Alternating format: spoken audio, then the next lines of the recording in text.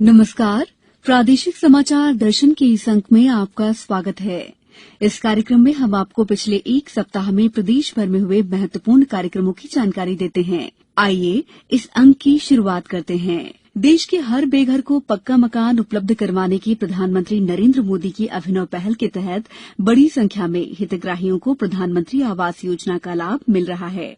इसी कड़ी में धार जिले के हितग्राहियों को भी इस योजना का लाभ मिला, बता रहे हैं हमारे संवाददाता। देश के हर बेघर को पक्का मकान उपलब्ध करवाने की प्रधानमंत्री नरेंद्र मोदी की अभिनव पहल के तहत बड़ी संख्या में हितग्राहियों को प्रधानमंत्री आवास योजना का लाभ मिल रहा है।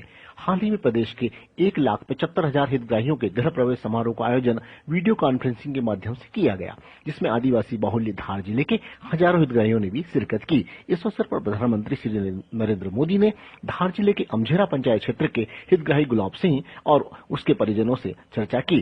श्री मोदी ने हितग्राहियों को कम खर्च और हुनर का उपयोग कर अच्छा व सुंदर घर रिकॉर्ड समय में बनाने की तारीफ की और हलमा पद्धति की परंपरा व रीति रिवाज को अनूठा बताते हुए संपूर्ण ग्रामवासियों को इसके लिए बधाई दी। प्रधानमंत्री श्री नरेंद्र मोदी द्वारा संवाद करने और पीएम आवास योजना से मिले नए पक्के और सुंदर घर में प्रवेश करने पर हितग्राही की बहू फुंदीबाई पति नेहरू ने अपनी खुशी जाहिर करते हुए बताया कि प्रधानमंत्री को बहुत बहुत धन्यवाद। अब मेरे को अभी कच्चा मकान में पहले रहते थे, बहुत परेशानी थी, अभी बहुत खुश हूँ और बाथरूम का भी पैसे मिल गया, मकान का भी, गैस कनेक्शन भी मिल गया। अभी मुख्यमंत्री को, प्रधानमंत्री को बहुत बहुत धन्यवाद। गौरतलब है कि धार जिले में प्रधानमंत्री आवास योजना के तहत इस वित्तीय वर्ष में 18,000 पीएम आवास की स्वीकृति प्राप्त हुई थी, जिसमें से अब तक 9,200 आवास पूर्ण किए जा चुके हैं। प्रादेशिक समाचार दर्शन के लिए धार से मैं सुनील सचान। उधर खंडवा में भी प्रधानमंत्री आवास योजना ग्रामीण के तहत गृह प्रवेश का कार्यक्रम प्रधानमंत्री नरेंद्र मोदी की गरिमा में उपस्थिति में वीडियो कॉन्फ्रेंसिंग के माध्यम से हुआ।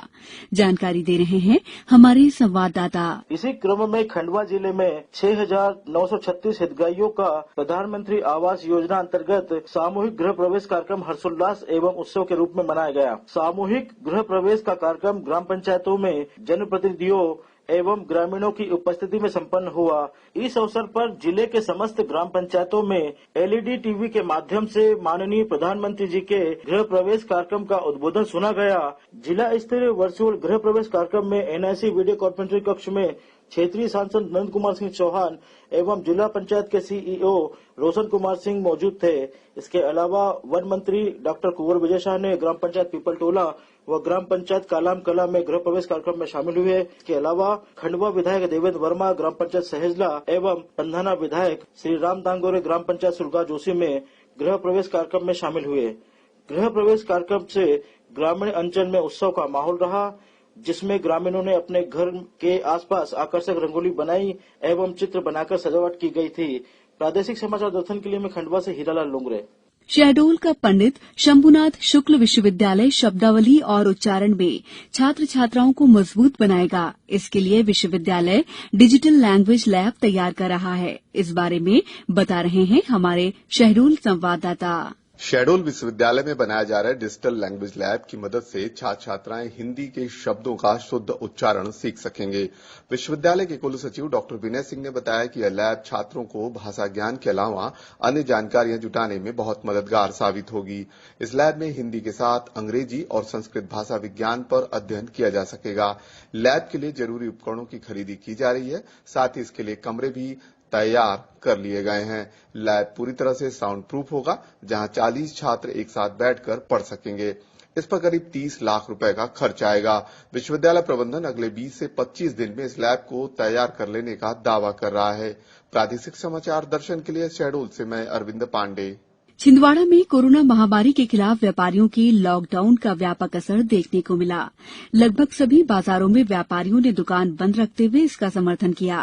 पेश है हमारे संवाददाता की एक रिपोर्ट। कोरोना के बढ़ते प्रकरणों को देखते हुए व्यापारियों ने स्वैच्छिक लॉकडाउन का निर्णय लिया है, जिसमें 13 से 20 सितंबर तक व्यापार बंद रखा जाएगा। इस निर्णय का समर्थन करते हुए 18 व्यापारिक संगठनों ने सहमति जताई है। पिछले 15 दिनों के भीतर जिले में कोरोना संक्रमण मरीजों को संख्या में तेजी से आई है। मरीजों की बढ़ती संख्या को देखते हुए यह लॉकडाउन किया गया है, लेकिन कोरोना संक्रमण की चेन तोड़ने के लिए यहाँ के सभी प्रमुख बाजार बंद रहे। शनिचरा बाजार, मानसरोवर कॉम्प्लेक्स, नरसिंहपुर नाका, इतवारी बाजार, गोलगंज पालिका मार्केट, प्रेस कॉम्प्लेक्स के पास परासिया रोड सहित लगभग सभी प्रमुख बाजार बंद रहे। हालांकि कुछ एक व्यापारियों ने दुकानें खोली थीं, लेकिन इनकी संख्या बहुत कम थी। प्रादेशिक समाचार दर्शन के लिए छिंदवाड़ा से मैं राकेश प्रजापति। कोरोना वायरस से बचने के लिए इंसानी शरीर में रोग प्रतिरोधक क्षमता का मजबूत होना बेहद आवश्यक है। जबलपुर से हमारी संवाददाता सुरभि बता रही हैं कि कैसे लोगों को इम्यूनिटी मजबूत करने के लिए प्रेरित किया जा रहा है। कोरोना संक्रमण शहरी क्षेत्रों में तेजी से बढ़ता जा रहा है। आम लोगों के शरीर में ऑक्सीजन की कमी को पूरा करने के लिए वन विभाग ने एक योजना तैयार की है, जिसमें बांस, नीम, तुलसी, बरगद, पीपल के साथ ऐसे जंगली पौधों के ग्रीन जोन बनाए जाएंगे जिनमें ऑक्सीजन छोड़ने की क्षमता ज्यादा होती है। इस योजना में वन विभाग सभी सरकारी एजेंसियों के साथ स्वयंसेवी संस्थाओं की भी मदद लेगा। मसलन कॉलोनियों के garden, bus stop, hotel, restaurant, अस्पताल और ऐसे सभी सार्वजनिक स्थानों पर ग्रीन जोन बनाए जाएंगे जहां लोगों की आवाजाही ज्यादा होती है। इस योजना का मकसद हरियाली के साथ लोगों की सेहत को ज्यादा से ज्यादा लाभ पहुंचाने का है। लिहाजा इन ग्रीन जोन्स में सुविधा के अनुसार लोगों के सोशल डिस्टेंसिंग के साथ खड़े होने, बैठने और योग करने की जगहें भी बनाई जाएंगी। आमतौर पर सभी पेड़ पौधे ऑक्सीजन छोड़ते हैं, लेकिन बांस का पेड़ 30% ज्यादा ऑक्सीजन देता है। वहीं तुलसी के छोटे से पौधे में 20 घंटे तक ऑक्सीजन निर्माण करने की क्षमता होती है। इसके अलावा पीपल, बरगद के पेड़ 24 घंटे ऑक्सीजन छोड़ते हैं। इस योजना के बारे में डीएफओ रविंद्र मणि ने बताया कि कोरोना महामारी के चलते केंद्र सरकार की गाइडलाइन पर शहरी और घनी आबादी वाले क्षेत्रों में ऑक्सीजन लेवल बढ़ाने के लिए ग्रीन जोन बनाने की योजना तैयार हुई है। इसमें सभी सरकारी विभागों की मदद ली जाएगी और बहुत जल्द इसका निर्माण शुरू होगा। प्रादेशिक समाचार दर्शन के लिए जबलपुर से मैं सुरभि तिवारी। हमारे बड़वानी संवाददाता ने बताया कि जिले में इन दिनों निमाड़ का लोक पर्व संजा पर्व मनाया जा रहा है। पश्चिम निमाड़ के बड़वानी जिले में इन दिनों निमाड़ का लोक पर्व है, जिसे संजा पर्व के नाम से जाना जाता है, मनाया जा रहा है। श्राद्ध पक्ष में मनाए जाने वाले इस पर्व में 16 दिनों तक कुंवारी कन्याएं अपने घर की दीवारों पर गोबर से विभिन्न प्रकार की आकृतियां निर्मित करती है। उस पर फूल पत्तियों से श्रृंगार किया जाता है। शाम को गली मोहल्ले की बालिकाएं एकत्र होकर संजा की आराधना में गीत व आरती गाती है। दूसरे दिन यही प्रक्रियाएं दोहराई जाती है। 16वें दिन अर्थात सर्व पितृ अमावस्या को इस गोबर से निर्मित संजाओं को जल स्रोतों में विसर्जित किया जाएगा। आधुनिकता के इस दौर में ग्रामीण परिवेश की बालिकाएं बड़े उत्साह से इस पर्व को मना रही है। प्रादेशिक समाचार दर्शन के लिए बड़वानी से मैं शिवपाल सिंह सिसोदिया। प्रधानमंत्री नरेंद्र मोदी ने स्वनिधि संवाद कार्यक्रम में ग्वालियर की पथ विक्रेता स्ट्रीट वेंडर अर्चना शर्मा से बातचीत की। ज्यादा जानकारी दे रहे हैं हमारे संवाददाता। प्रधानमंत्री नरेंद्र मोदी ने स्वनिधि संवाद कार्यक्रम में ग्वालियर की पथ विक्रेता स्ट्रीट वेंडर श्रीमती अर्चना शर्मा से वर्चुअल चर्चा की। भोपाल से मुख्यमंत्री शिवराज सिंह चौहान ने भी श्रीमती अर्चना शर्मा के आत्मनिर्भर बनने की दास्तां वर्चुअल तरीके से सुनी। प्रधानमंत्री श्री मोदी ने अर्चना की लगन और मेहनत की सराहना करते हुए कहा कि आपने बहादुरी के साथ मुश्किल समय में परिवार को संभालकर मिसाल कायम की है। आप जैसी महिलाओं से पूरे समाज को प्रेरणा मिलती है। 4 शहर का नाका ग्वालियर निवासी श्रीमती अर्चना ने प्रधानमंत्री स्वनिधि योजना से मिली आर्थिक मदद से टिक्की चाट का ठेला लगाना शुरू किया है। प्रधानमंत्री श्री मोदी ने श्रीमती अर्चना शर्मा से पूछा कि टिक्की चाट का ठेला लगाने के लिए पूंजी कहां से आई। तब अर्चना ने जवाब दिया कि उन्हें पीएम स्वनिधि योजना से 10,000 रुपए का ऋण बिना परेशानी के मिल गया। मुझे मतलब लोन के बारे में पूछा था उन्होंने मुझसे कि आपको ये 10,000 का लोन कैसे प्राप्त हुआ। मैंने उनको बताया कि मेरे को आस पड़ोस के लोगों से जानकारी मिलने से ये 10,000 का लोन प्राप्त हुआ। और वो मुझे नगर निगम के लोगों ने मतलब अधिकारियों ने मतलब मेरा लोन पास करवाया। सेंट्रल बैंक से मुझे लोन मिला। जी उन्होंने बोला है कि हम आपकी पूरी मदद करेंगे बच्चों को पढ़ाने में, आपको सहायता देंगे बच्चों को पढ़ाने के लिए। प्रधानमंत्री श्री मोदी ने जब अर्चना को आयुष्मान भारत योजना के बारे में बताया तब अर्चना ने जवाब दिया कि इसी योजना से उनके पति का इलाज चल रहा है। प्रधानमंत्री श्री मोदी ने अर्चना के पति के जल्दी से जल्दी पूर्ण रूप से स्वस्थ होने की कामना की। सिटी सेंटर के समीप हुए इस ऑनलाइन संवाद कार्यक्रम के दौरान कलेक्टर कौशलेंद्र विक्रम सिंह, पुलिस अधीक्षक अमित सांघी एवं नगर निगम आयुक्त संदीप माकिन एवं श्रीमती अर्चना शर्मा के पति एवं बच्चे मौजूद थे। स्वनिधि संवाद में प्रधानमंत्री नरेंद्र मोदी ने बड़ी आत्मीयता के साथ पथ विक्रेताओं से वर्चुअल चर्चा की। टिक्की चाट का ठेला लगाने वाली ग्वालियर की श्रीमती अर्चना शर्मा से जब प्रधानमंत्री श्री मोदी ने पूछा कि जब हम ग्वालियर आएंगे तो क्या हमें आपकी टिक्की खाने को मिल जाएगी, ये सुनकर अर्चना भाव विभोर हो गई और प्रधानमंत्री से कहा कि जरूर हम आपको टिक्की खिलाने के लिए आतुर हैं। प्रधानमंत्री श्री मोदी ने अर्चना की बेटी व बेटे से बात की। प्रादेशिक समाचार दर्शन के लिए ग्वालियर से नवीन श्रीवास्तव।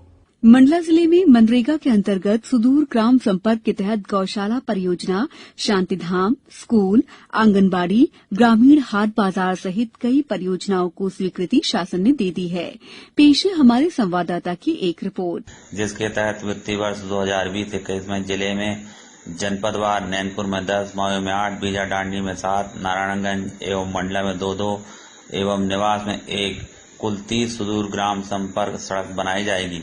इसी तरह नवीन सुदूर संपर्क सड़क निर्माण के तहत मजरे टोले जो सड़क संपर्कता से नहीं जुड़े हैं उन्हें जोड़ने के लिए जनपदवार बिछिया में 8, घुघरी में 8, बीजा डांडी में 3 एवं मवई एवं निवास में 2-2 कुल 23 नवीन सुदूर संपर्क सड़क निर्माण की स्वीकृति प्रदान की गई है। इस प्रकार जिले में कुल 53 सुदूर ग्राम संपर्क सड़क पहुंच मार्ग निर्माण कराए जाएंगे।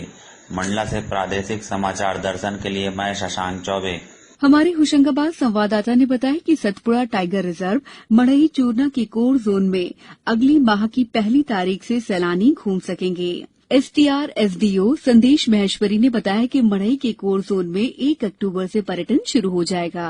सतपुड़ा टाइगर रिजर्व मढ़ई चूरना के कोर जंगल में अगले माह की 1 तारीख से सैलानी घूम सकेंगे। एसटीआर एसडीओ संदेश माहेश्वरी ने बताया कि मढ़ई के कोर जोन में 1 अक्टूबर से पर्यटन शुरू हो जाएगा। इस बार पर्यटकों के स्वागत के लिए 20 जिप्सी सहित 52 प्रशिक्षित गाइड्स की मौजूदगी रहेगी, जो सैलानियों को जंगल की सफारी कराएंगे। गौरतलब है एसटीआर के जंगलों में बाघ, तेंदुआ, बायसन, बारहसिंगा, नीलगाय सहित कई अन्य वन्य प्राणी हैं, जिन्हें देखने हजारों की संख्या में देश और विदेश के सैलानी यहां पहुंचते हैं। मढ़ई की कुल आय का 20% हिस्सा भी विदेशी पर्यटकों का ही होता है। हालांकि हर साल बड़ी संख्या में मढ़ई पहुंचने वाले विदेशी सैलानियों ने अभी होटलों में बुकिंग नहीं कराई है। कोरोना के कारण रद्द की ट्रेनों का असर भी बुकिंग पर है, लेकिन उम्मीद है कि आवागमन शुरू होते ही सैलानी पहले की तरह पहुंचेंगे। इधर होटल मालिकों में भी इस बात की चिंता है कि इस बार अक्टूबर में सैलानी नहीं आए तो रोजगार पर असर पड़ेगा। बहरहाल होटल मालिक और एसटीआर प्रबंधन सैलानियों के लिए पूरी तैयारी कर रहा है। प्रादेशिक समाचार दर्शन के लिए होशंगाबाद से मैं तनुज तिवारी। प्रादेशिक समाचार दर्शन के इस अंक में फिलहाल इतना ही। अगले सप्ताह फिर होगी आपसे मुलाकात इसी दिन इसी समय पर। तब तक के लिए नमस्कार।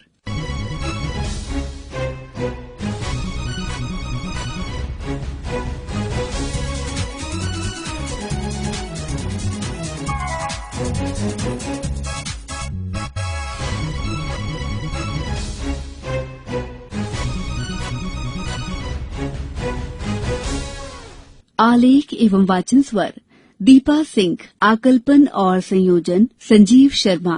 प्रस्तुति प्रादेशिक समाचार एकांश भोपाल।